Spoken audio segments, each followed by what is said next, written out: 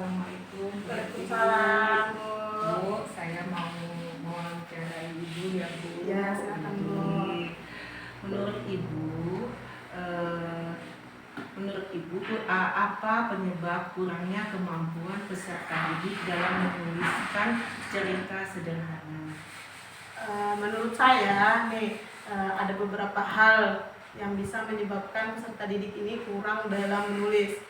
Kita lihat juga bagaimana peserta didik kita ini dia masuk ke khususan apa, karena kemungkinan itu bisa dari mungkin karena motorik halusnya kurang, dia agak sulit menulis karena motorik halusnya kurang, misalnya tangan yang kaku, karena kan di SLB ini banyak peserta didik yang mengalami hal tersebut. Kemudian yang kedua, selain dari motorik halusnya, kemungkinan besar nih dan pernah saya dapati di kelas sebelumnya pada saat mengajar, anak-anak ini kurang menulis, kemampuan menulisnya tidak baik karena jarang menulis, malas dalam menulis. Nah, kembali lagi penyebabnya adalah anak ini kurang motivasi dalam menulis. Kemudian yang kedua, mungkin ketika nanti ketika nanti misalnya disuruh menulis, ada juga anak yang karakteristik belajarnya itu dia akan menulis ketika apa yang ditulisnya menurutnya cantik, menurutnya menarik. Nah, itu mungkin beberapa hal yang menjadi penyebab kenapa peserta didik ini mengalami kesulitan dalam menulis. Kemudian kita cari dulu, siapa tahu nih peserta didik kita nih belum pernah tidak memahami bacaan. Makanya dalam menulis cerita sederhana ini kesulitan. Ya, mungkin itu saja, Bu. Ya Bu, terima kasih atas jawaban dari Ibu. Yang kedua saya ada satu pertanyaan lagi ya Bu. Ya, Bu. Kira-kira bagaimana menurut Ibu cara atau tips yang bisa dilakukan untuk meningkatkan kemampuan anak dalam membaca, Bu?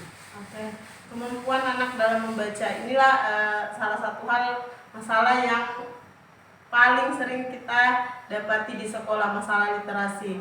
Nah, di sini sama dengan halnya tadi menulis, kita sebagai guru harus melakukan inovasi-inovasi sehingga anak kita ini tertarik untuk membaca. Misalnya mungkin dengan memberikan bacaan-bacaan yang sesuai dengan karakternya. Ketika anak-anak kita ini karakter belajarnya adalah misalnya kinestetik, berikanlah bacaan-bacaan yang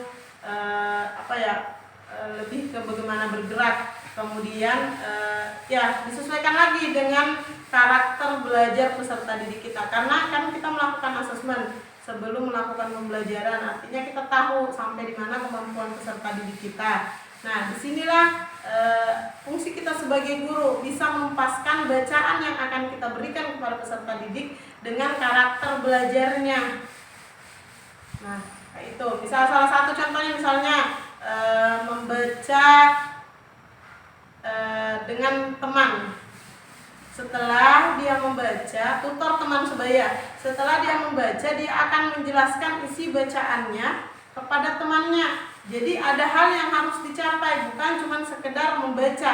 Kalau cuma sekedar membaca, disuruh membaca, ini akan membuat anak-anak bosan. Kemudian membaca mungkin buku-buku yang menarik, awalnya kayak membaca komik, kemudian membaca hal-hal yang bergambar. Kan ini menurut anak-anak nih, ketika bergambar ini akan menarik perhatian anak untuk membaca. Jangankan anak, kita sebagai orang dewasa aja hal tersebut kita menjadi pemikiran kita, membaca bergambar adalah membaca yang menarik. Mungkin itu saja, Bu.